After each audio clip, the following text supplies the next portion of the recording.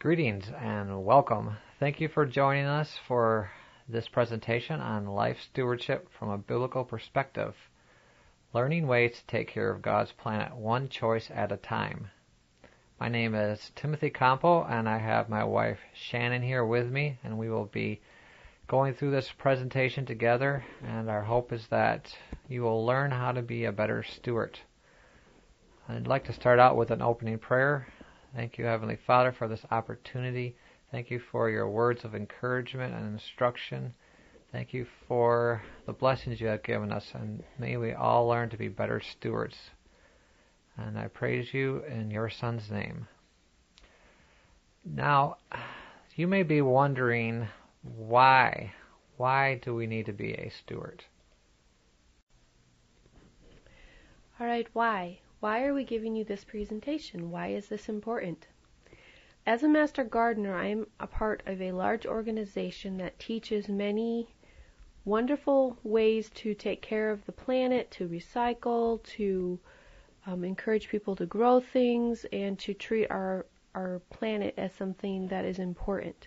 However, the reason why we are doing that is more from a selfish perspective of I'm doing this so the planet will be better for me, I'm doing this so that it's better for my children, and such reasons like this. Now, as being a believer and being a part of several different religious organizations, I have found that while people believe in a higher power and that we should be doing things to glorify God, sometimes the small things get missed, like taking the time to take care of the planet or throw away things correctly or recycle. And I want to take all of this wonderful information that I have learned from some of the organizations I've been in, and also take my belief and my absolute belief that there is a higher power, there is a God, and He does care what we do. Bring those two together and teach you not only that it is important, the why, but also how to do this, and bring the two together. And this is where this presentation came from. And as we go through this, we're not going to just be talking about money. We want you to realize that we need to be stewards for God in all areas of our life. And so one of the main keys, if you forget everything else, that we want you to take from this presentation is that God owns everything. Psalm 24:1 says, "The earth is the Lord's and everything in it, the world and all who live in it. To the Lord your God belongs the heavens, even the highest heavens, the earth and everything in it." Goals. It's always important to have goals. We want you to understand your role as stewards in all areas and aspects of your lives. To consider what God desires us to do with His planet. To discuss several topics to get you thinking like a steward. To acquire resources and a goal to be a better steward. Pay attention to any areas that you want to improve upon. If you want, you can write down questions and send them to us, and we can help you with further your goals. Now, stewardship is a responsibility to take care of something owned by someone else. Looking at the dictionary definition, a steward is someone who receives responsibility and authority from an owner to look after that owner's property in the owner's best interest. The steward also agrees to be accountable to the owner for his performance. Said another way, stewardship is taking what you have and using it to the best of your ability. Now, what are some excuses that we might have for not being a good steward? I don't want to make the effort. I am too busy. I don't have a green thumb. I'm just one person. What can I do? It won't really matter in the grand scheme of things. Possessions. This is the first of 3 parts we will be covering in this presentation. Possessions are things that we consider ours, but are they really? We have only temporary care for these items. Matthew 6:33 and 34 says, "But seek first the kingdom of God and His righteousness, and all these things will be added to you. Do not then be anxious about tomorrow, for tomorrow will bring its own anxieties. Enough for each day are its own troubles. We Americans have been given a lot. Many times we end up taking this for granted and squandering our blessings. Luke 12:48 says, "From everyone who has been given much, much will be demanded, and from the one who has been entrusted with much, much more will be asked."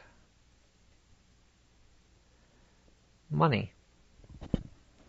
When I was doing the research for this presentation, money was extremely easy to find many books on in the stewardship from a Christian perspective. That's pretty much all there was out there. So if you're interested in greater in-depth money counseling, there's a lot of resources at your local library available for you. Now when you see this repeat exercise, I want you to repeat the part in red after me to help cement the idea that we are stewards in this area. I am a steward of the money God has bestowed upon me. I am a steward of the money God has bestowed upon me. An idol? Hebrews 13:5 says, "Do not be carried away by the love of money, but be content with what you have." Is money an idol in your life? But we all have to work. The point is, where is your focus? Are you consumed with making more money? Debts. Romans 13:8 says, "Owe no man anything, but to love one another, for he that loves another has fulfilled the law." How many of us have mortgages? We need to be responsible and don't default when you can pay. God expects us to honor our word. A goal should be to pay extra when you can. This saves a lot of money in the interest. Now, besides our mortgages, we often have a lot of other debt that is accrued by using credit cards, by shopping, and by not being a good steward of the money you have. If more money is going out every month than what is coming in, then there's something fundamentally wrong with this. The easy statement of don't spend more than you make is hard to apply sometimes, and if you're having trouble doing that, there are several different things you can do to curtail that.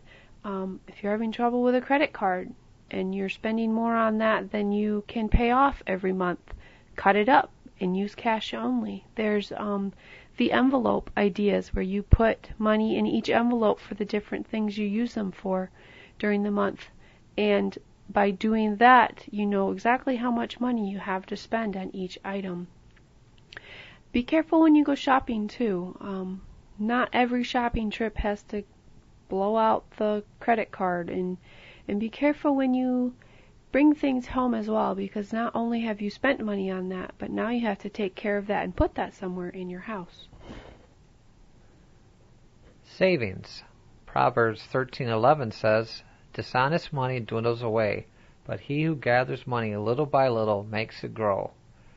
It can be daunting to make a savings, and it takes a lot of time, but every little bit counts. Now, the purpose of savings is not to say we don't trust in God to take care of us. There's a very good reason to have savings. It enables us to bless others. We're able to handle emergencies right then and there without going into debt. We don't have to borrow. And one that we practice often is save up for large purchases so that we can pay it off in full and have no interest and have no bill hanging over our heads when we've purchased that item. 1 Timothy 6:10 says, "For the love of money is the root of all evil, which while some coveted after, they have erred from the faith, and pierced themselves through with many sorrows." Next we'll talk about the body. I would say this is probably our most valuable possession. I am a steward of the body God has bestowed upon me. I am a steward of the body God has bestowed upon me. The temple. Do you not know that your body is a temple of the Holy Spirit who is in you, whom you have received from God? You are not your own. You were bought at a price. Therefore honor God with your body. Now let's say that you knew God was going to come and visit, and what would you do if He was going to come to your house? Well, I'm sure you'd probably want to clean things up a bit. And how about our body? Is this no different? We need to guard what enters our ears, our mouth, and our eyes. This is part of keeping our body clean. Exercise. This word makes some people groan and other people jump for joy. If you don't use it, you're going to lose it. And to take care of your body, to make it that temple for the Holy Spirit and for your Heavenly Father to dwell in, it must be without cracks. You gotta patch up the walls. You've got to use it. And the thing I would tell you is most key is find something you enjoy doing. Some movement, some form of exercise, some activity that uses your body that you actually enjoy. So you don't wake up at 6 and think, oh, I gotta go do my exercise video.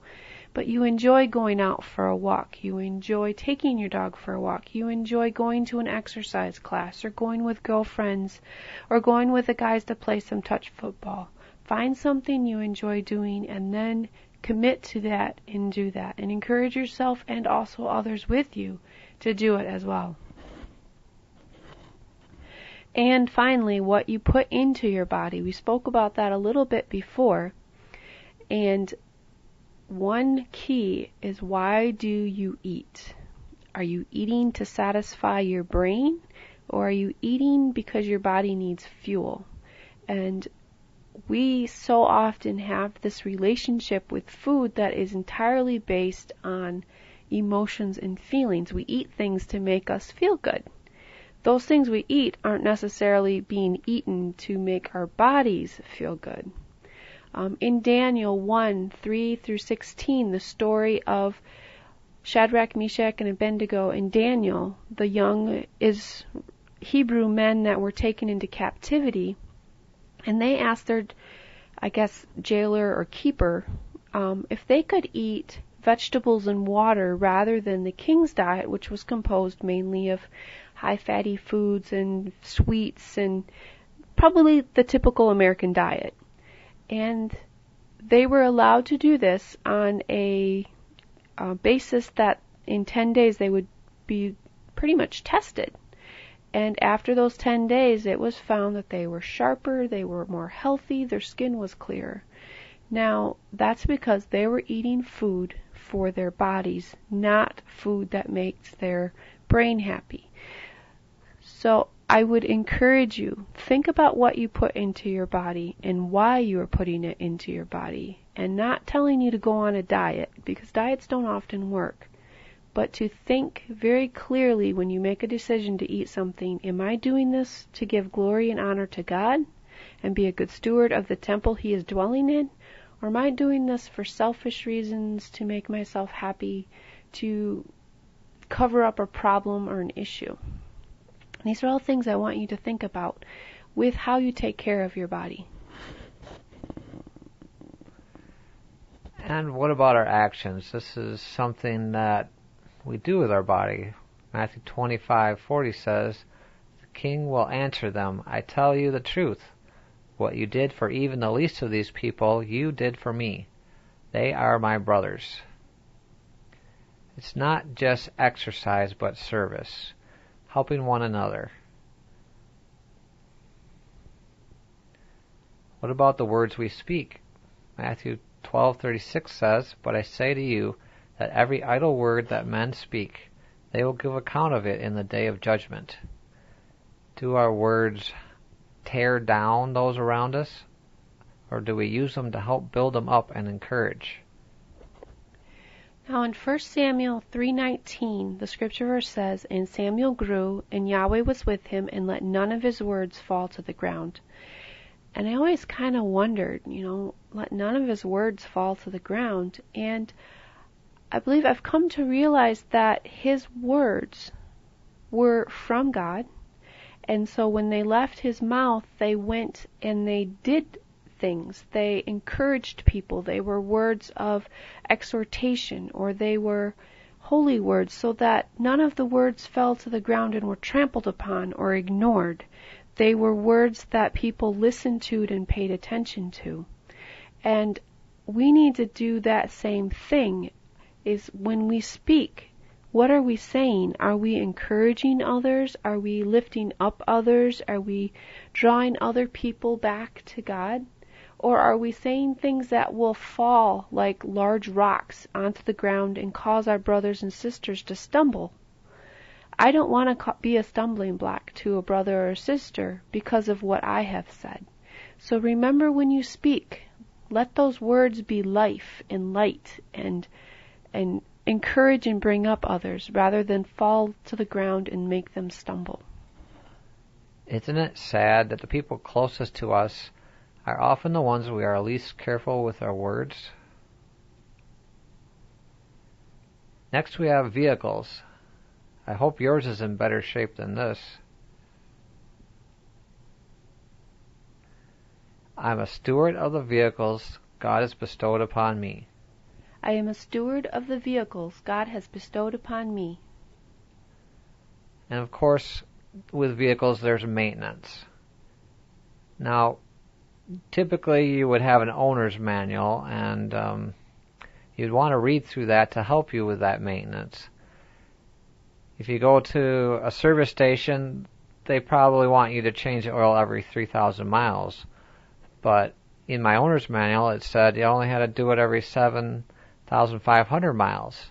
Just that one little stewardship of reading the manual can help me save more than double the oil changes in a lifetime. Also, we should be doing system checkups. Look over the system, have things checked up before they break. Check your tire pressure. And keep it clean. Is your vehicle a personal dump? I remember once when I was going to go for a ride with somebody, and he said, "Hold on, I need to make room for you," and he threw the trash into the back so he could make room for me to sit down. What kind of example does this? Is this showing your Heavenly Father that, yes, I am thankful for this vehicle you have bestowed upon me? And of course, if you get rid of that trash, that helps lighten the load in your vehicle and gives you better gas mileage. Driving habits are also very key in the longevity of your vehicle, especially if you can stay out of accidents. For some reason, being in a 2-ton vehicle seems to let people think that they are anonymous, and often road rage or actions that you would never think to do when you're face to face with someone happen when you're behind the wheel of a car. If someone could see you when you cut them off and knew where you went to church and sat down and had dinner with you, you would never treat them that way, I would suggest. Think about it that way when you get upset or when you're on the road. And think about serving your brother when you're in a situation where people are doing stupid things, traffic is horrible, the weather's horrible, whatever it is. Remember, you have a higher calling and you have someone in you who's supposed to be in charge, not your road rage.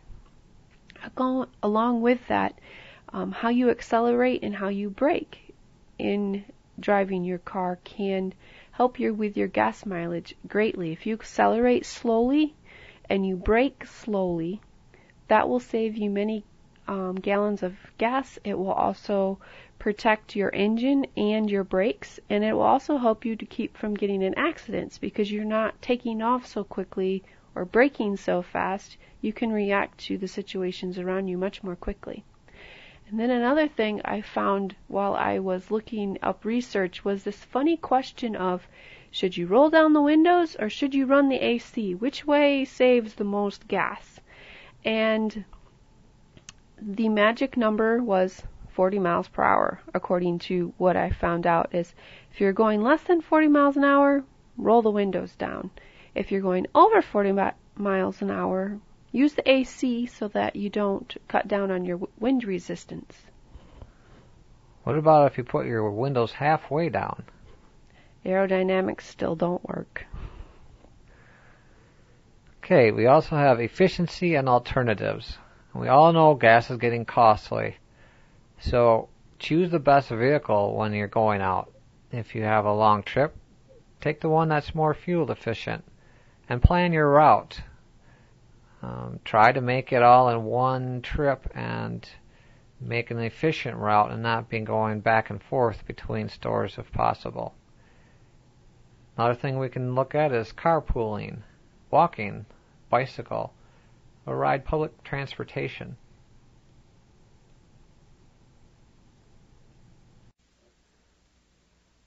The home. This will probably be our biggest possession. Luke 6:48 reads, "He is like a man who built a house and dug deep and laid the foundation on a rock. And when the flood arose, the stream beat vehemently upon the house and could not shake it, for it was founded upon a rock." I am a steward of the home God has bestowed upon me. I am a steward of the home God has bestowed upon me. Do we appreciate what we have? 1 Timothy 6:8 says, "And having food and clothing, let us be with these things content."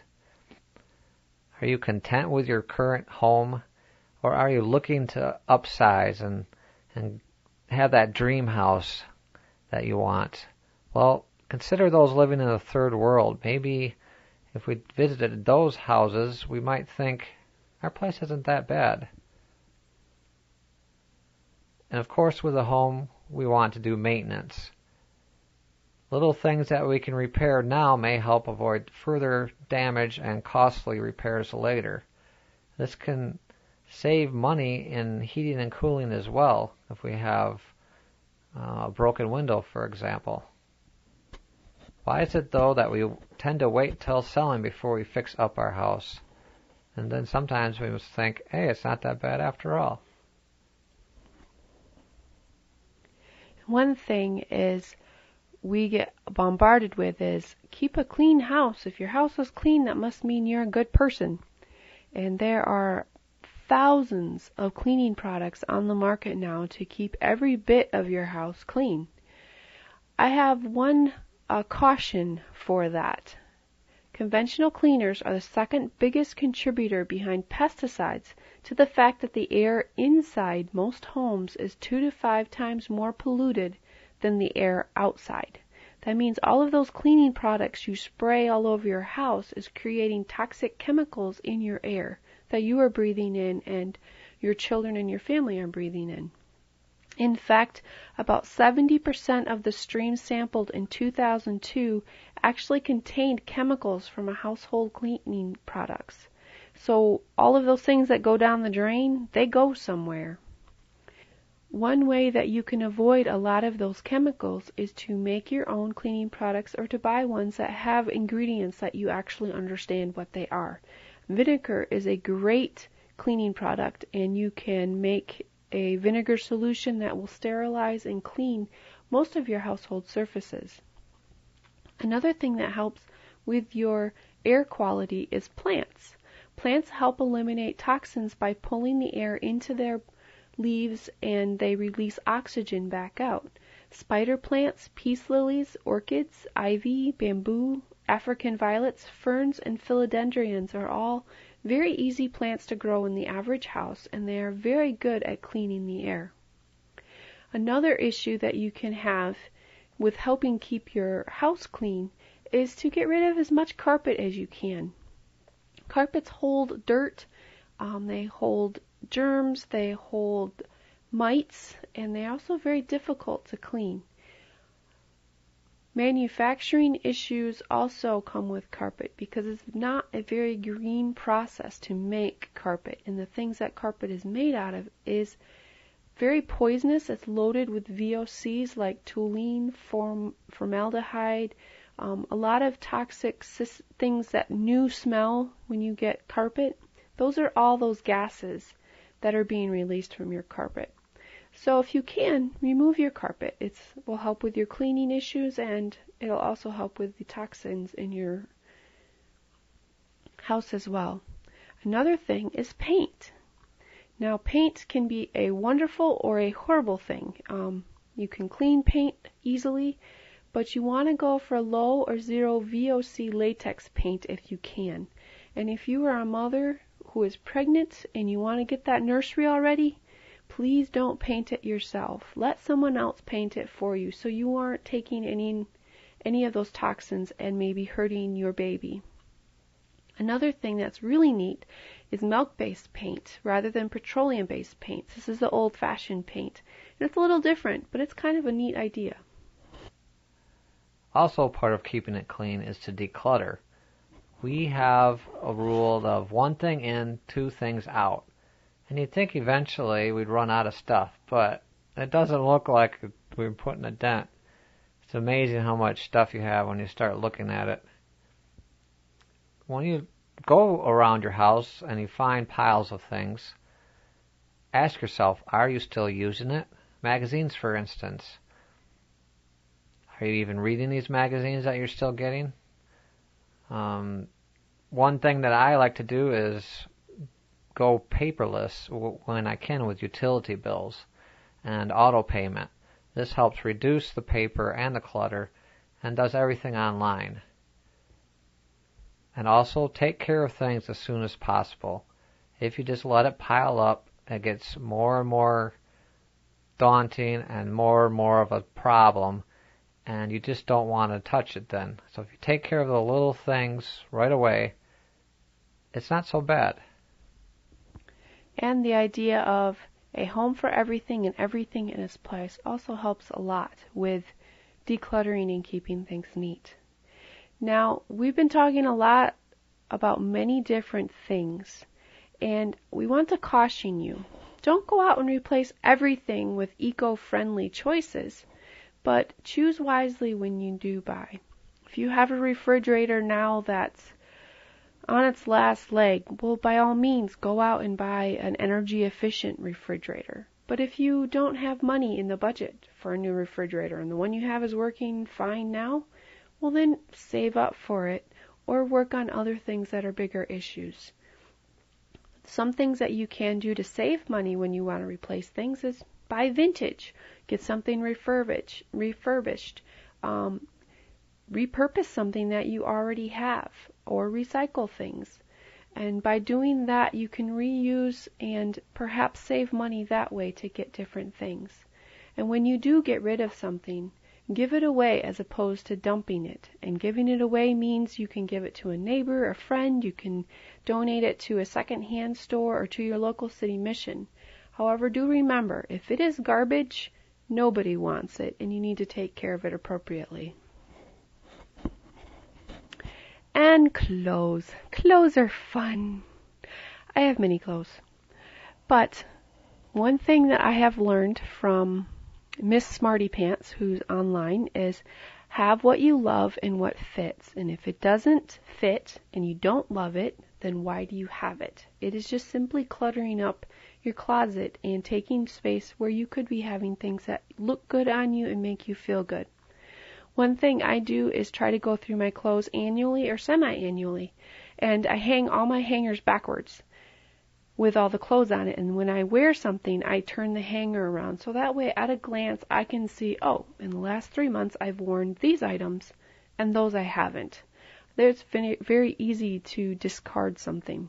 Another thing you can do to save money is to buy clothes secondhand. Not only are you supporting usually an organization or a ministry, you're keeping something out of the garbage. You often find wonderful items for much cheaper than what they would normally cost, and you've gotten them washed many, many, many times, so you don't have to worry so much about what those clothes will be off-gassing, because even clothes have chemicals and the pesticides that were in the original material in those clothes.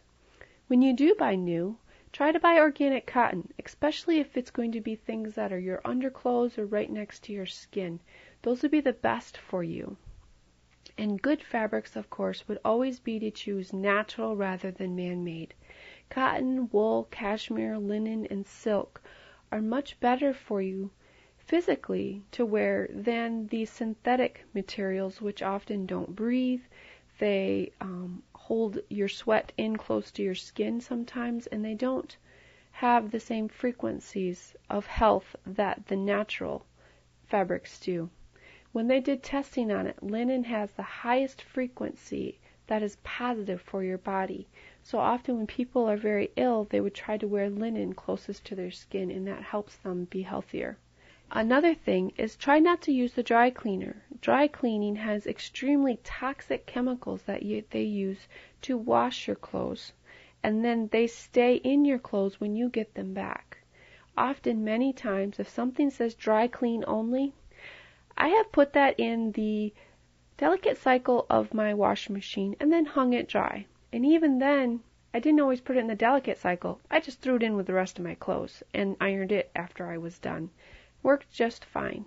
I often don't buy clothes that are dry clean only because I don't want to go to extra expense and effort to clean them. And another thing you can do is use hydrogen peroxide instead of bleach for your whites. That just adds another layer of safety from a toxic chemical. Now guys, if you're like me and your wife has the lion's share of the closet space, you can help her out, and let me tell you how. Suggest a modeling session. Have her go through the clothes in her closet, try them on, and you can give her a thumbs up or a thumbs down and help her get rid of some of those clothes. And it also can be a lot of fun.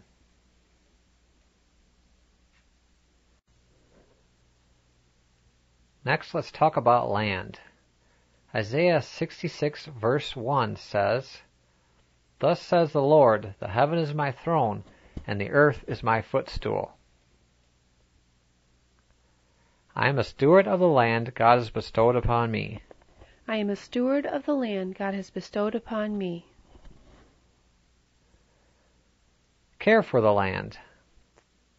Where do you live? Is it an apartment, a condo, a city lot, or a farm?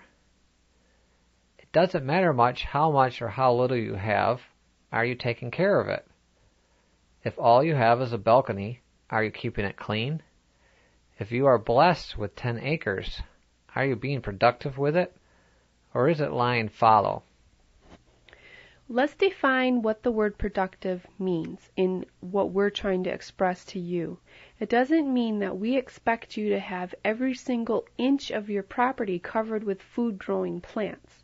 What we mean by productive is what that area is intended for, it is doing to the best of its ability. So if you have a garden, it is producing flowers or food or whatever you have growing there extremely well. If you have a lawn, it is growing.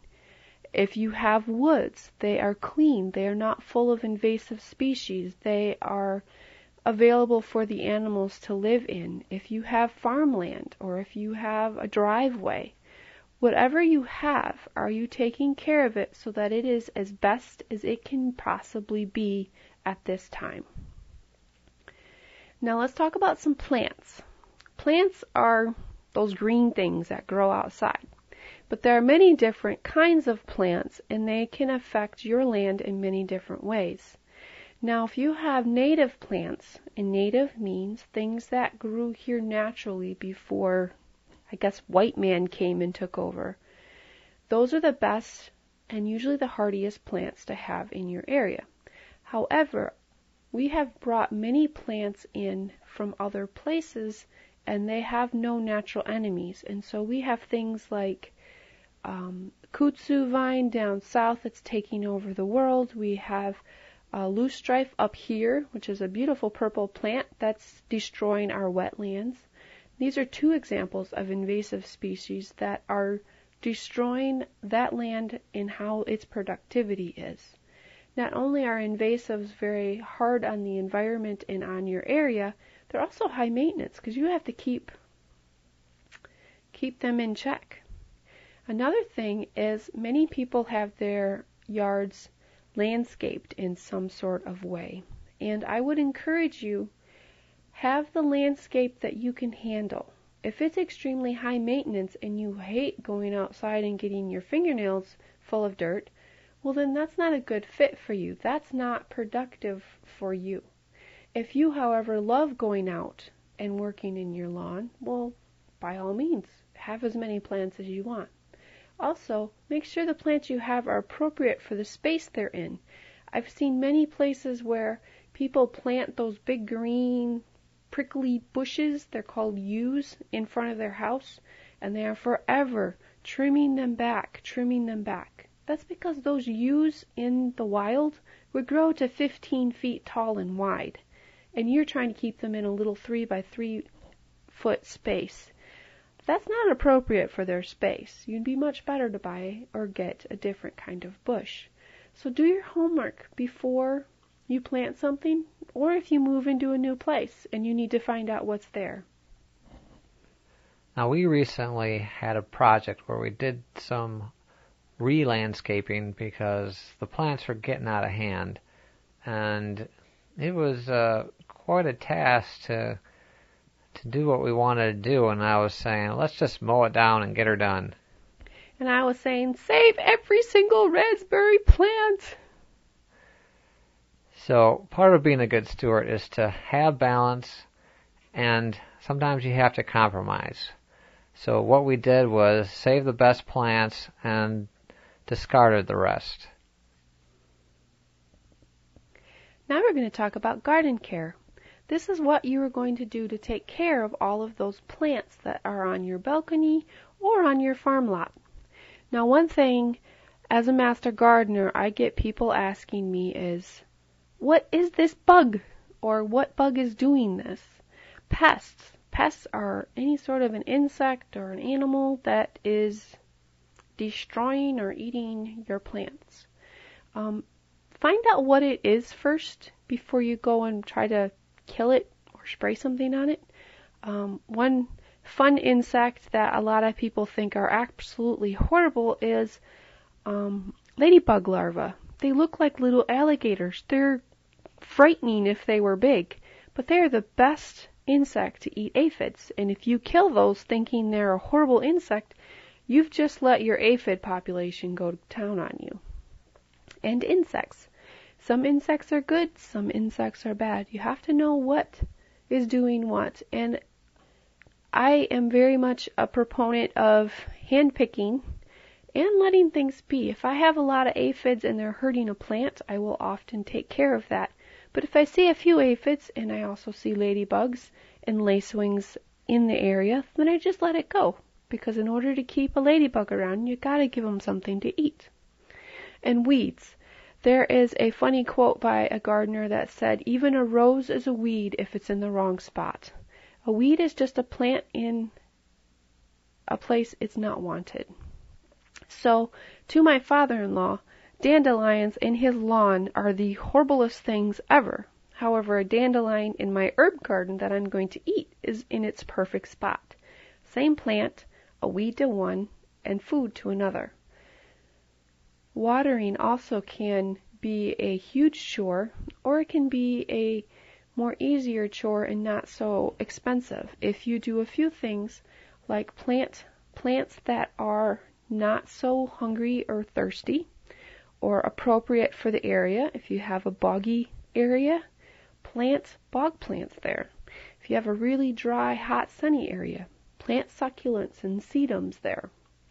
Plant according to the area. You can also mulch and compost and amend your soil to help it hold water more as well. Then you're not wasting your water. And water in the early mornings. And use soaker hoses. That also conserves your water. I want to speak a little bit about chemicals and fertilizers and ask you, do you really need it? What are chemicals? Chemicals are poisons, is what you're doing, even if it's a natural-based organic. A chemical is a poison, and that poison is going to kill something. And it can kill more than what you realize. Fertilizers, commercial fertilizers that are based in petroleums are actually salts, and they destroy the ground. They destroy all of the living creatures in the ground, and they don't help build up the soil. If you stop using them, your soil collapses and can't grow anything. So I highly recommend that when you get fertilizer, go for your compost. Build your soil. Try to add amendments to your soil so that you are creating something living and whole and not just putting a Band-Aid on it real quick and solving something quickly. And as always, when you do a garden, start small. Don't bite off more than you can chew, because you want to start small, you want to learn, and you want to enjoy it. And then you can work your way up and get bigger.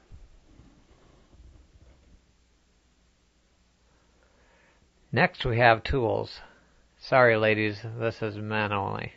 I don't think so. I am a steward of the tools God has bestowed upon me. I am a steward of the tools God has bestowed upon me. Let's talk about tool care a moment. Do we pick up and clean up after ourselves, or do we just leave our tools out till when we feel like it and let the rain get it rusty and lose our tools? Proper care extends life, and this is another place to read the owner's manual. Just some simple lubrication to tools can extend a life, and you don't have to replace it as often. Organize. Do you know what you have? Or do you go out and buy new items because you can't find the old one? We talked about this before. If you have a place for everything, it helps you to find that when you need it, but you got to make sure you put it back when you're done, or else it's not going to do much good. And borrow or rent. New isn't always better, especially if you only need it for a short time or one project. You're not spending hundreds of dollars for a tool that maybe your neighbor has and you wouldn't mind renting. But if you do borrow or rent, be responsible. Return the borrowed items right away when you're done. And if you do happen to wreck something, confess damages and be willing to make it right.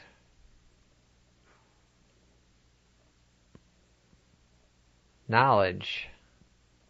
Job 36:3 says, I will get my knowledge from afar, and will ascribe righteousness to my Maker.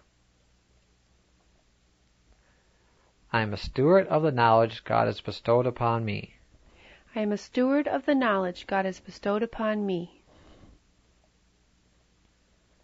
Use and share. If I don't use it, I lose it. I forget easy, and it just doesn't do any good. And do we hoard our knowledge, thinking we're smarter than others? Let's share our knowledge and bless others and help them out. Now, I like to read lots of books, and that's generally how I get most of my knowledge. And I like to let Shannon read my books, because I'm a very slow reader and she reads fast. And that helps me be a good steward of my time and delegation. And we'll talk about that later. Now, wisdom is knowledge gained through experience and used properly the next time. Knowledge is very, very important, but it's what you do with that knowledge that turns it into wisdom. Animals. Psalm 50:10 reads, For every beast of the forest is mine, and the cattle upon 1,000 hills. I am a steward of the animals God has bestowed upon me. I am a steward of the animals God has bestowed upon me. Now, does this mean I have to be nice to the squirrels that empty my bird feeder every day? Yes, I'm afraid so. Health and care. Isn't it funny some people have more concern for their pet's diet than their own? Well, it's easy to put someone else on a diet when you can still eat your own ice cream. Now, we have found this out firsthand with dog food. Cheap food is not the healthiest, and to read your ingredients. We actually had our dogs on a pretty decent, supposedly, brand dog food, and found that our dogs were having allergic reactions because the largest percentage of food in that dog food was corn. Dogs aren't supposed to eat corn. Dogs are supposed to eat meat. So we have changed their diet. We've changed what we feed them. And it has helped a lot with their allergies and their health. So read your ingredients and look at your animal, and some common sense will tell you what that animal should be eating. A cow should be eating grass. A dog should be eating meat. It's a carnivore. A chicken should be eating bugs and seeds. A cat should be eating tuna fish, right? So just think about what your dog should be eating and try to feed them the best thing that you can. Now, what goes in must come out. And cleaning up after your pet is something that is very important both for you and for your animal and for the people around you. In the Bible, God talks about how you have to be so careful and keep things clean. And your health is very dependent upon that. And so is the health of your animals and your pets. So if you keep them clean in the private areas of your yard and where they live, and then also in the public areas, if you take your dog for a walk, take a little bag along with you and make sure you take care of any deposits they leave behind. And one thing I found is that long sleeve that the newspaper bag comes in makes a perfect poop picker-upper. Proverbs 12:10 reads, "A righteous man cares for the needs of his animal, but the kindest acts of the wicked are cruel." And finally, we'll be talking about family. Ephesians 5:24 and 25 reads, "Therefore, as the church is subject unto Christ, so let the wives be to their own husbands in everything. Husbands, love your wives, even as Christ also loved the church and gave himself for it." I am a steward of the family God has bestowed upon me. I am a steward of the family God has bestowed upon me. Teach your children. Deuteronomy 6:6 and 7. "And these words which I command you this day shall be in your heart, and you shall teach them diligently unto your children, and shall talk of them when you sit in your house, and when you walk by the way, and when you lie down, and when you rise up." The best way to teach somebody something is to do it with them and to do it repeatedly. As a child, we would walk everywhere we wanted to go, and my mom would always bring a little plastic garbage bag with us, and we would pick up the trash along the road and put it in that bag, and then take it home and dispose of that. I have a very hard time walking by trash now and not doing that same thing. I was taught, pick up the garbage and throw it away. And by my mom demonstrating this repeatedly over and over again and doing it herself with us, that was the best way to ingrain that lesson into our lives. And love and care for your family. Sometimes it takes tough love, and it's not always what's easy. Should you have pizza every night? Watch movies every night?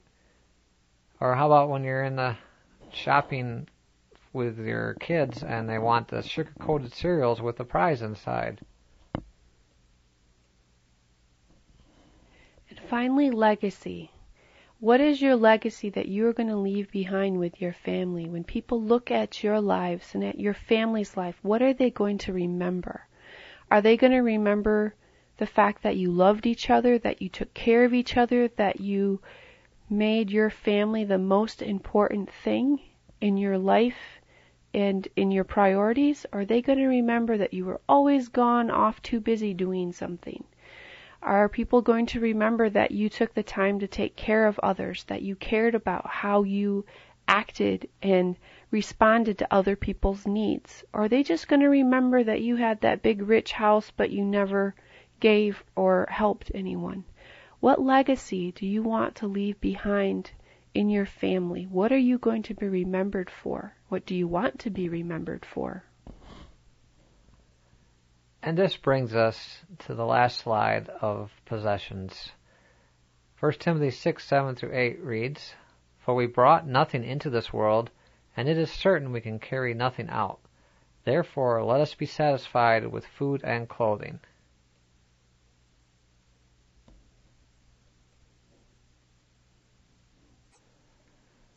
This is part 2 of the stewardship presentation, and we will be talking about things we consume. That's things we use that are temporary or fleeting. And the number one thing that we all consume, food. 1 Corinthians 10:31 says, "So whether you eat or drink or whatever you do, do everything for the glory of God." I am a steward of the food God has bestowed upon me. I am a steward of the food God has bestowed upon me. Now, the first thing we're going to talk about with food is source. Where does your food come from? How did it grow? Is it clean? Is it even good for you? The idea is to choose whole, recognizable foods that are as close to their natural state as possible, instead of refined foods. This is where you hold a Cheez-It and a carrot stick up and say, which one is better for you? And conservation. This can be serving size, throwing out food that you don't eat because you took too much, or putting away food before it gets bad. And also, eat food by the expiration date. We try to do that. I created a program that helps us with that, to stock our food and let us know what's coming up for expiration, so we're better stewards. Something we're going to talk about specifically is meat. This refers to anything that was once living that we are now chewing on. The idea is to avoid factory farm-raised meat or animals because of what they are fed, the crowding, antibiotics and hormones that are often used excessively, and the filth that they are standing in all the time. And the health of the animal is not the greatest, simply because of all the above factors that I just spoke about. All of this goes into that meat that you are consuming, and what you eat is kind of what you are. So the idea would be to purchase an animal that you know how it's been raised, that's been raised in a healthy environment. Because that package of cellophane meat that you see on the grocery store shelf came from an animal. And if you think about it from that perspective, what animal am I eating? Hopefully you might make some better choices that are healthier for you, and also a better use of the resources that you have available to you. With fish, always look for wild-caught, cold-water fish. Those will be the cleanest and have the least amount of mercury in them, and also are very healthy for you. After fish, chickens are also everywhere, it seems like. Everything has chicken in it. But make sure that you get free-range chickens that get to eat bugs and things that chickens were made to eat. How the chicken is raised will actually affect the quality of the meat very much. And then the eggs that you get, chickens who are able to be free range and have a little bit more freedom have a much higher quality egg. And if you want to do some searching about meat and how it's processed a little bit, you can go online and check out the different videos that have been made by different animal organizations, as well as type in meat glue and see what comes up. You may never eat meat again. Another issue we want to talk about is food miles. This is the number of miles your food has traveled from where it was produced or grown to get to your plate. And most U.S. grocery stores, the food in them has traveled an average of 1,500 miles to get from wherever it started from to your plate. So your bananas that came from the tropics, the organic lettuce that came from California, the tomatoes in the middle of wintertime that came from Mexico, all of your tropical fruits and things, all of those come from far, far away. And understandably, if you want to eat a banana, you're not going to get one raised in the United States. But the foods that you can make a difference on, buy local, buy from local farmers. And in that way, you can reduce that food miles. There are some people called locavores who try to only eat food produced or raised within 100 miles of themselves. That would be much easier to do in California than it would be in the Midwest in the middle of winter, of course. But just be cognizant of where your food came from and how many miles it traveled. Another issue is the packaging your food came in. Is it recyclable packaging? Is it packaging that you can choose to have it wrapped in paper or bring your own containers to put it in? Can you recycle that? Half of our garbage is from packaging on food.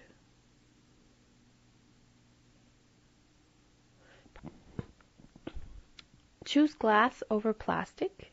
I will buy items in glass jars over things that come in plastic because glass is an impervious substance. It will not leach chemicals or break down into the food that you're using.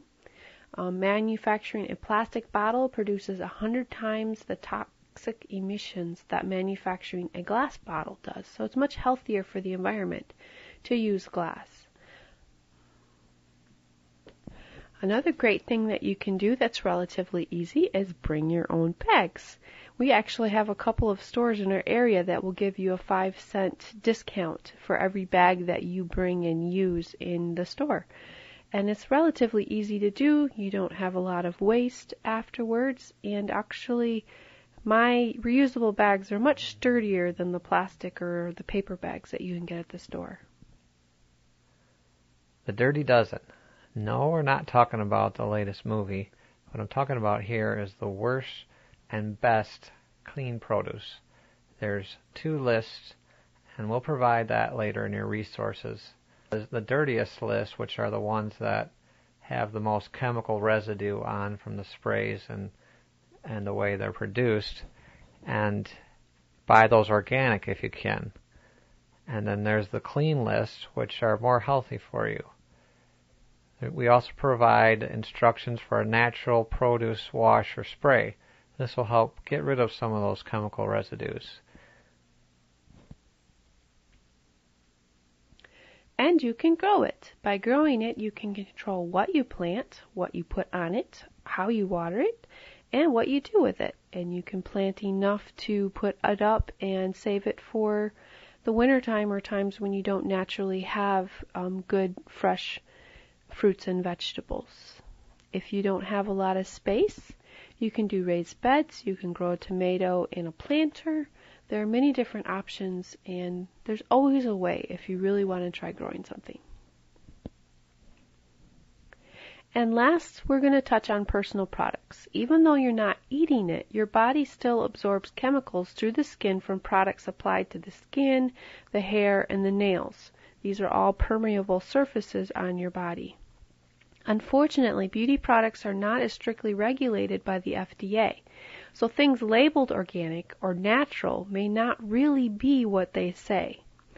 Greenwashing is a term that refers to when corporations and products claim to be environmentally friendly, but those claims are suspect or, in some cases, not even true. But because there is no real organization that is a watchdog over this, there is no validity in a lot of the statements. So you really have to do your homework, read the labels, and look up what those really long words mean and see if that's something you want to be putting on your body and on your skin.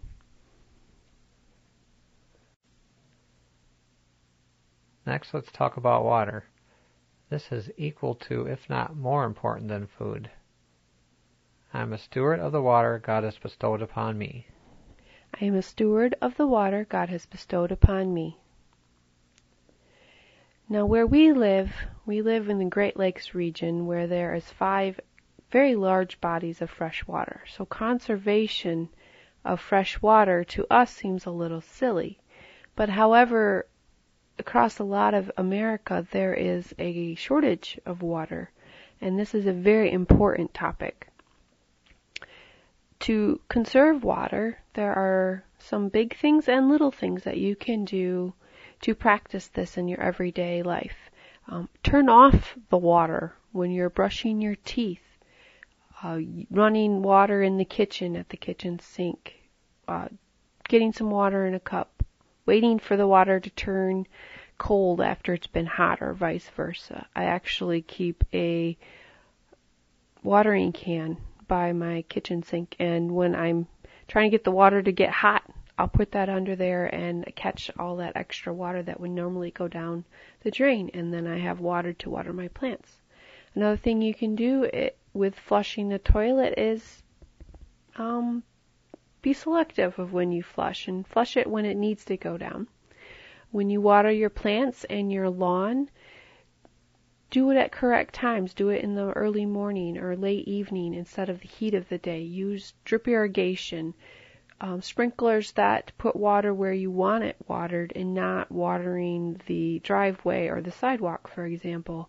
And another thing that irks me is the automatic sprinkling systems that have sprinklers going to town while it's pouring rain.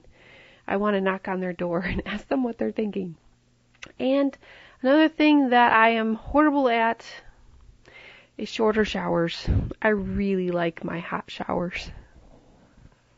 Now, even if you're like us and you have plenty of water, it's still good to practice and to be a good steward, because you never know when you'll find yourself in a situation where you might not have so much fresh water available. And it's the heart of the matter, because if you just don't think it matters, it carries over into other parts of your life as well. Let's talk about filtering the water. It's important to filter it because sometimes there's chemicals in your water, especially with the chlorine and fluoride, that aren't good for you. So we have what's called a Berkey that we use, and it's great because it's not a lot of expense in filters that some models give, but it's been a very good system for us. It filters the water and takes out that chlorine.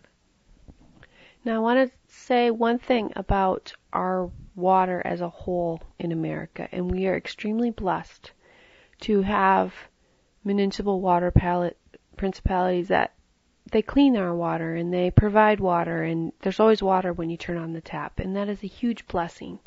And so we're not knocking that at all, but we are saying that if you can take something great and make it a little better, by all means do that. We want to talk about reusable bottles now. We have something called the Clean Canteen, which is a stainless steel water bottle. There are many water bottles out there on the market. We would highly promote and suggest ones that are either glass or stainless steel. There are some plastic BPA-free models. I have not used any of those, so I can't speak about that. But I do know that the metal and the stainless steel and the glass are not going to be leaching any chemicals into your water, even if it's sitting in the sun. And that's the thing that plastic is not so great at. The reason why we want to suggest using reusable bottles is that bottled water bottles are made from petroleum. Often only 20% of those water bottles are ever recycled, and even more scary is that the content in those bottles, the water, 25% of that is just tap water. So you're paying $1 or more for a bottle of water that's simply tap water that you could go to the kitchen sink and get some from. Another thing that is a little bit disheartening is that water is less strictly regulated in the bottles than U.S. tap water is. So it's more likely to be contaminated with bacteria or traces of carcinogenic chemicals than your tap water is. So your tap water is actually healthier for you than a lot of the bottled water is. And then a lot of people will often reuse that plastic water bottle, and then you get chemicals leaching into your water as that bottle breaks down, because it's made for one use only. So by using your own reusable bottle, you are saving plastic from the landfill, you're saving the stress on the environment for creating another bottle, and you're often going to be drinking better water by getting it yourself than you are by using water from an unknown source.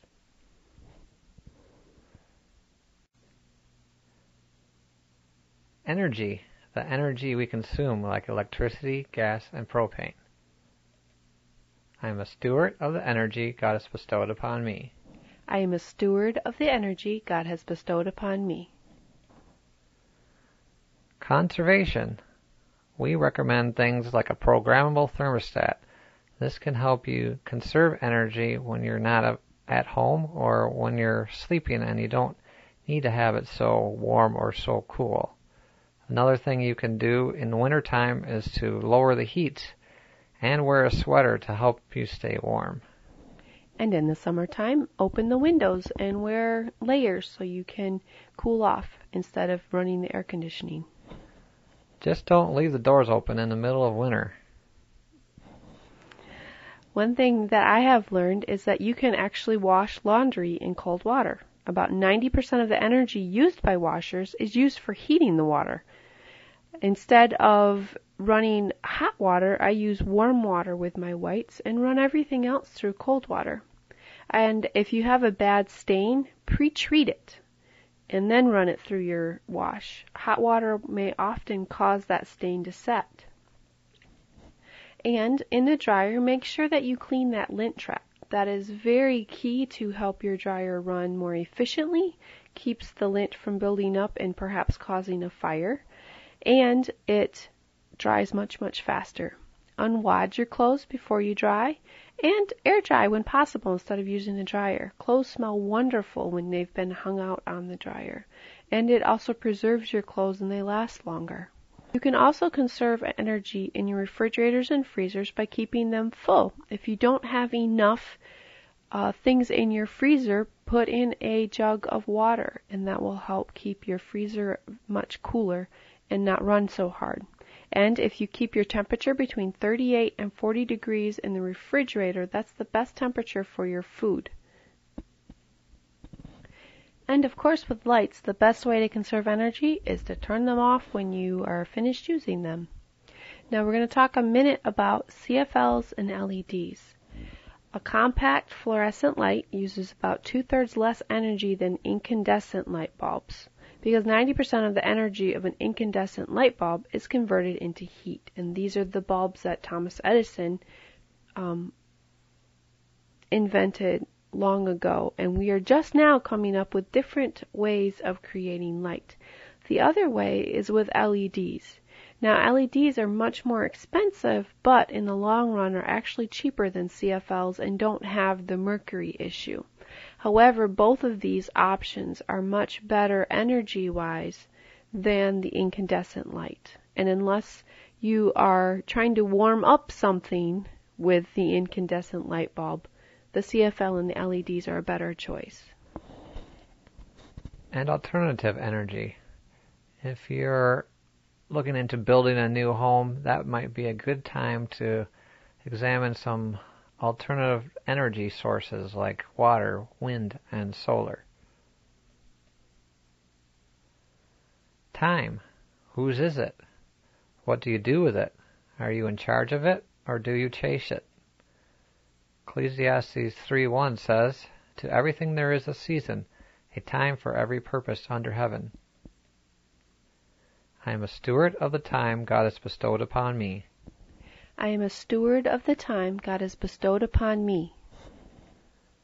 When we talk about time, we want to make sure we're being productive. But that's not just being busy. Evaluate what you are doing. If you find that you are too busy, are you avoiding something? Is it because of greed? You're just trying to make more money? I recently read a book called 168 Hours, and this book explains that while everyone has the same amount of time, some people are much better at using their time and being productive with it than others, and gives ideas and hints on how to better be a good steward of your time. One of the exercises this book promotes is to keep a diary of an entire week of what you do. And in keeping track for each hour section, you find out what you're really spending your time on and what is priorities. And if you want to change that, you know where to look. Now, doing this 168-hour diary will help you maintain proper balance, because you can look back and see where you're spending most of your time. Is it watching TV, or on your hobby, or is it time spent with your family? It's very easy to tell when you're wasting time, but when you have two good things that you're trying to do, where do you spend the time? With your family or your job, for instance? And you need to set priorities. This will help you determine where to spend your time. This can be difficult, yet it's very important that you set priorities, or otherwise you'll find that you are neglecting things that need to be done. And then plan, schedule, and do. Now, you can set priorities all day long, but if you don't actually do them, it's not very helpful, is it? I created a program that we will talk about towards the end of this, and it's available in the resources, that helps us keep track of our time and not forget things that we mean to do. And it shows us in a task list, and we call the program Tasky. It shows us things that we have yet to do and helps us keep track, and so we don't forget those things that we've told somebody if we're going to go help them out, or if we have something scheduled, we don't end up saying, oops, sorry, I've got that day booked. And then delegate. Get help. This helps us manage our time when we can get help from others. If we're doing a project by yourself, that might take you weeks and weeks, but if you can have a building party, for instance, you might be able to get it done in an afternoon. And then very importantly when it comes to time is be present.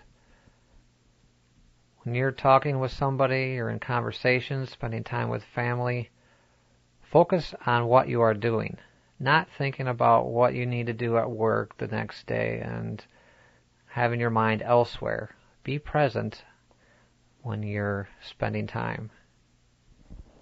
There is an experiment that they did that illustrates this very, very powerfully.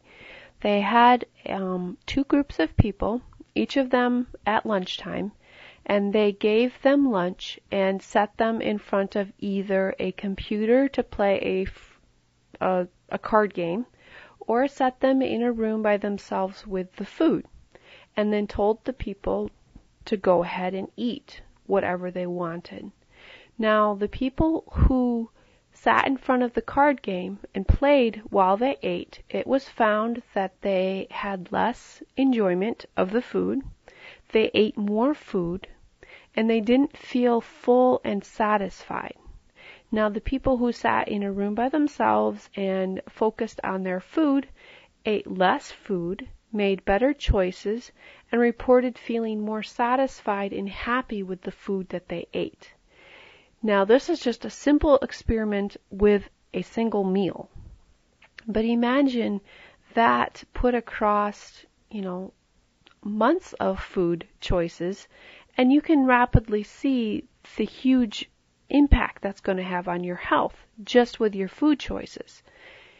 Now, if you take this example and you apply it to your life, how many things are you missing out on, or you don't experience a full satisfaction with because you weren't focusing and taking the time to really be present in that place, in that time with that person.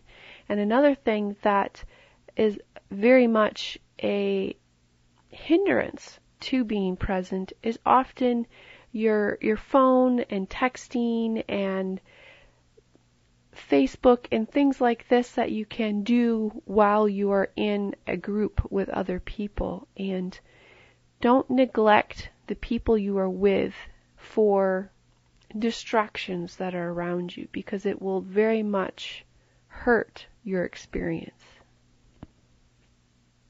And this brings us to the end of part 2, Consume. We're now at the third and final part of our stewardship presentation, and we'll be talking about things we produce. These are things we make, like this beautiful bridge, and other things not so beautiful. Work. Proverbs 6:6 says, "Go to the ant, you sluggard, consider her ways and be wise. I am a steward of the work God has bestowed upon me." I am a steward of the work God has bestowed upon me. Integrity. Leviticus 9:35 says, "You shall do no unrighteousness in judgment, in measure of length, of weight, or of quantity." Proverbs 20:10 says, "Differing weights and differing measures, both of them alike are an abomination to the Lord." When you're at work, are you doing things like surfing the internet for personal use on company time? Or maybe you're taking supplies without permission. That stack of pens and papers, no one will ever miss one or two.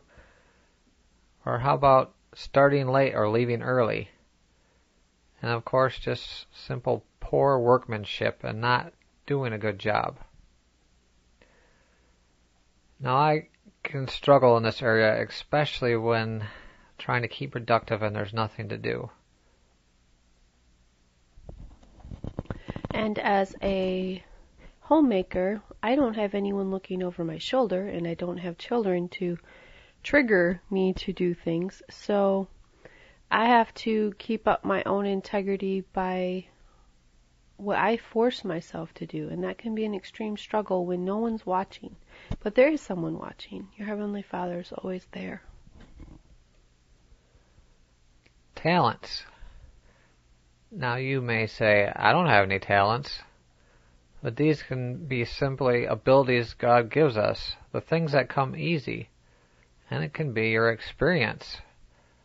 I work at computers all day, and when I come home, I usually don't want to look at a computer, but helping others can be a way I can use my talents, my experience to bless others. I am a steward of the talents God has bestowed upon me. I am a steward of the talents God has bestowed upon me. Matthew 25 tells us about the parable of the talents. Are we using them? Are we multiplying our talents? Or do we bury them? Are we afraid? I'm now going to tell you a story. There once was 3 brothers. The oldest brother was an amazing musician. He could write music, he played multiple instruments, he was very charismatic and outgoing, and he performed and did many concerts all across the country. He was a very successful musician, and he brought hundreds of people to Christ through his outreach and his concerts. Now the second brother, he was a wonderful, amazing architect, and he could imagine and dream up wonderful buildings and creations and then make them come to be by drawing them up and understanding the dynamics of the structures and things like this. And he built beautiful churches and homes and buildings all over the world. And he even was able to donate his time to build orphanages and churches for people in less impoverished nations and places like this. So he was able to bless people with his talent. Now the youngest brother looked at his 2 older brothers with a bit of envy, because all he could think of doing that he had any talent in was cooking. And if you put anything in front of him, he could always make a healthy, wonderful meal out of it, but didn't seem to be that of an exciting, wonderful thing that he could do. He wasn't famous like his older brother. He didn't have grand buildings named after him like his second brother. He could cook. And so he did.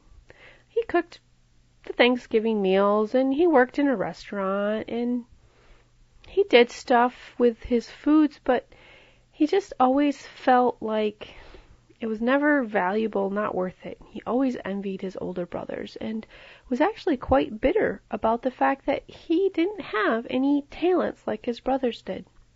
Well, as times passed and men die, the three brothers stood before their heavenly Father.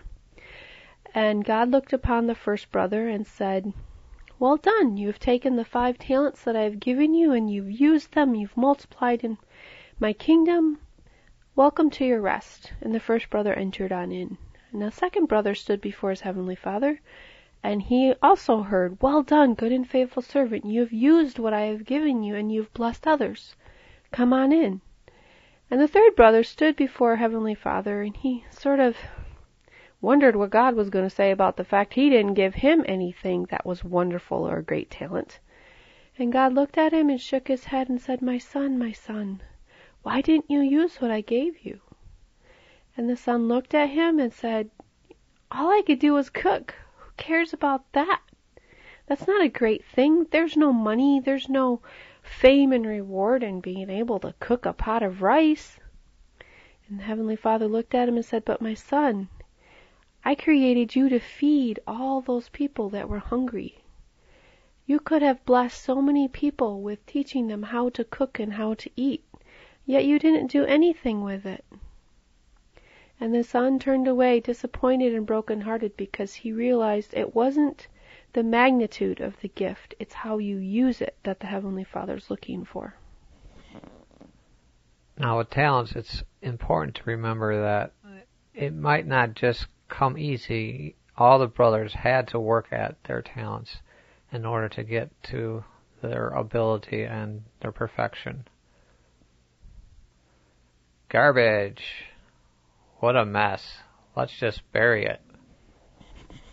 I recently was on the phone with a local garbage company and was talking about recycling with him, and he told me some statistics from his experience that were quite daunting to me and rather sad. He has a large subdivision that he services, and there's 200 families in the subdivision. It takes 2 dump trucks, 2 days, and each truck takes 2 loads to the landfill every week. Only 4 families in that entire subdivision recycle. He said, I could be taking 2 dump trucks, 2 days recycling, and only 1 dump truck a day to the garbage. But instead, all those families are just too busy or don't think it's important to actually recycle. Now we could give you lots of scary statistics, but the point is, what are we doing with our garbage, and how can we reduce it? I am responsible for the garbage I produce. I am responsible for the garbage I produce. Now when we think about garbage, we might not consider the life cycle of the products we purchase. What do we do with it? Do we know where it goes after we discard it? Do we simply bury it and it leaches toxins into the ground? Well, let's go back even further before you even buy something or have it in your hand or in your possession. What is it packaged in? 50% of the garbage is actually packaging, things that other things come in. And it's quite pointless if you can prevent even buying the item that is in all this extra packaging, then you can prevent that going directly to the landfill, or you can recycle it if it comes in a cardboard box or in plastic. One thing that's very easy to do is if you buy something small, put it in your purse or your pocket and don't get a whole bag for it. Or bring your own bags to the grocery store. My husband just called me the bag lady after looking in my back seat because I've got all these reusable shopping bags back there that I grab and take into all the stores I have. And when you do buy something, think quality and long term. Think reusable and not disposable. And if you're looking at the objects you are buying, glass and metal and paper are better than plastic. When you are using products to eat on, paper products, opt for reusable alternatives to household paper products. Cloth towels instead of paper towels. If every U.S. household replaced one roll of standard paper towel with a reusable towel or 100% recycled paper towels, it would save more than 500,000 trees. I can't even wrap my mind around what 500,000 trees looks like, but that would be a lot to be able to say, look, this is what I did this year. And another thing that might be a little on the icky side is get recycled toilet paper. Not that kind, but use less, buy in bulk. There's always things that you can do that will help you reduce what you end up throwing away. Next, we're going to talk about the 3 R's you've probably heard. First one is reduce. Buy only what you need and pass on what you don't use. Next is reuse. Buy second-hand, or borrow or rent, or repurpose and make do. One of the things I like to do before I go and buy the bolt that I need is look through what I have and see if I can make do with something that's already in my scrap bin. And the last, of course, is recycle. Less than 5% of plastic is recycled, and it takes 90% less energy to recycle a plastic bottle than it does to create a new one. So there's a lot of value in recycling. A recycled aluminum can requires only 5% of the energy needed to produce a new one. And recycling glass instead of making new glass saves 50% of production energy. And sometimes it's easy to say, well, I don't have a spot, I don't think about it, and make lots of excuses. Well, nothing happens unless you intend for it to happen. And an easy way to do that is simply set up a recycling collection spot in your house, a place for it to go, and then a weekly cycle when you take it to the recycling or you put it out with your garbage. If you intend for something to happen and then you will follow through on it, it will make it much easier. Then you won't be hit with that little feeling of, oh, I should be recycling this, but you don't. Now, we have many free recycling resources available in our area, so there's no excuse for the cost of recycling. And for the things that are food-based or organic-based, that, unlike glass and metal and plastic, we have a compost pile that we put those into. Things like shredded paper, leaves, sticks, grass, dried clippings of things, shredded cardboard, all of those sorts of things. And if they're shredded and made smaller, can go into your compost, as well as things like eggshells, your leftovers from dinner, if you take out the meat,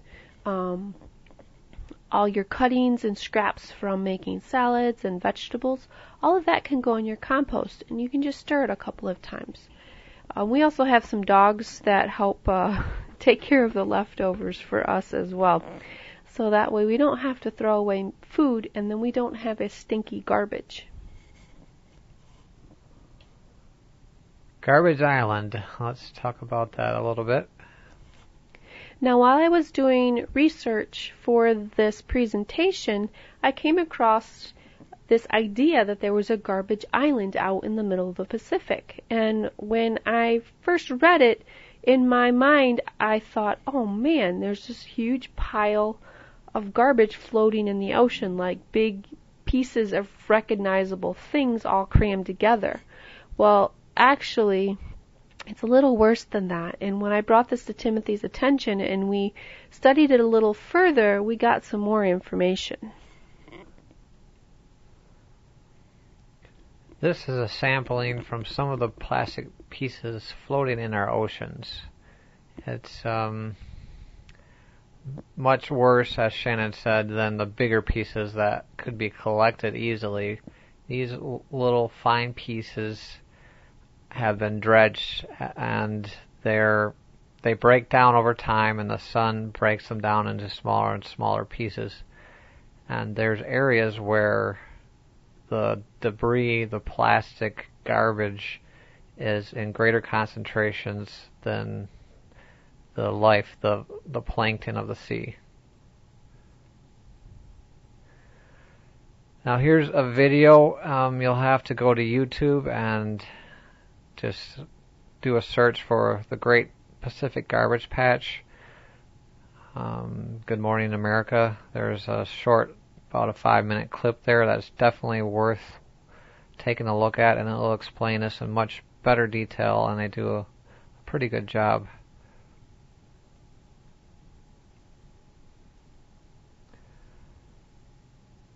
We did not show this to overwhelm you. We wanted you to be aware of this problem. Now that you know this truth, what do we do about it? No single person can fix this, but we can collectively make a difference. It starts with you. Everything is connected. Food is connected to everything. Air, water, soil, chemicals, volcanoes on the other side of the world, plastic floating in an ocean, eaten by a fish, which is eaten by a bigger fish, eaten by you, and now poisoning you. Or put in the fertilizer that is put in your potting soil that goes in your vegetable garden, eaten by you. Just because it's on the other side of the planet, on another continent, in another country, another state, some other county, not your neighborhood, it does affect you. It will affect you, and you cannot ignore it. Do not let this be permission to take on the weight of the world, or to fear. You just need to acknowledge that your actions do impact the whole, and the whole is important. Stewardship goes far beyond what you physically touch and see. It compounds dynamically over the course of time, so that now there is an island of plastic in the middle of nowhere ocean, a place you would think should be the most pristine and untouched. Even hidden sin, dumping garbage in the ocean, will come to light.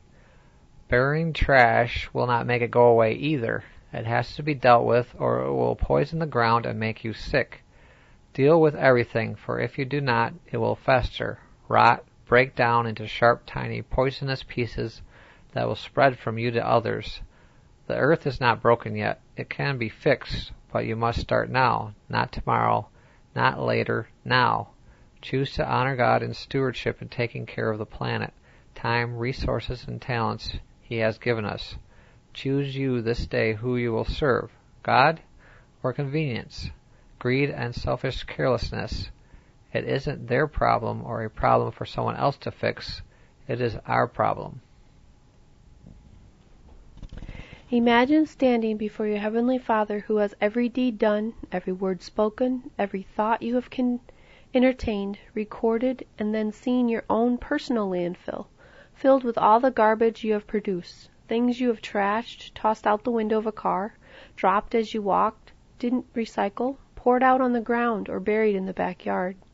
If you could see it all in one pile from a lifetime of use, I am sure you will agree with me that one person can make a difference, even if it is just before your Heavenly Father. You have the ability to change. Are you willing? One person is not much, but one person can change others. You are responsible for you, and that is all you can control right now. So do the best that you can with what you know, have learned, and have access to. Now that we understand more about stewardship, what will we do about it? It is going to require time, energy, thought, and deliberate action. It may take you out of your comfort zone. Now we have some resources that you can peruse, and the web address is www.standardbearers.info/stewardship.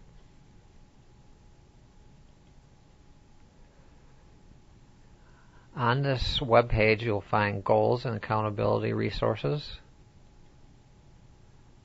free recycling resources, the Dirty Dozen list we mentioned, some information about plastics and the recycling numbers, book and website resources for further research, link to the story of stuff. That's a great little animated video you can watch, and it's done rather well, and it explains the cycle of stuff and helps you think differently about the things that you buy and consume. Information about chemicals in food, personal and cleaning products, composting, and secondhand stores. If you have anything to contribute to these resources or any questions or comments, please feel free to email us at stewardship@standardbearers.info. Now, as a bonus, you'll also find on that website the TaskKey computer program that we use to help us be better stewards of our time, and a PDF presentation of the slides.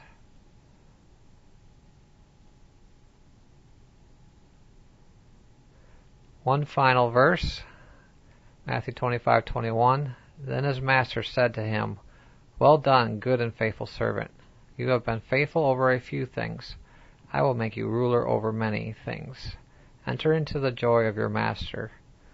Wouldn't it be great to hear him say that? Now the conclusion. If you forget everything else, I still want you to remember God owns everything. We gave you lots of ideas and things to think about and consider, am I being a good steward as you go throughout your day?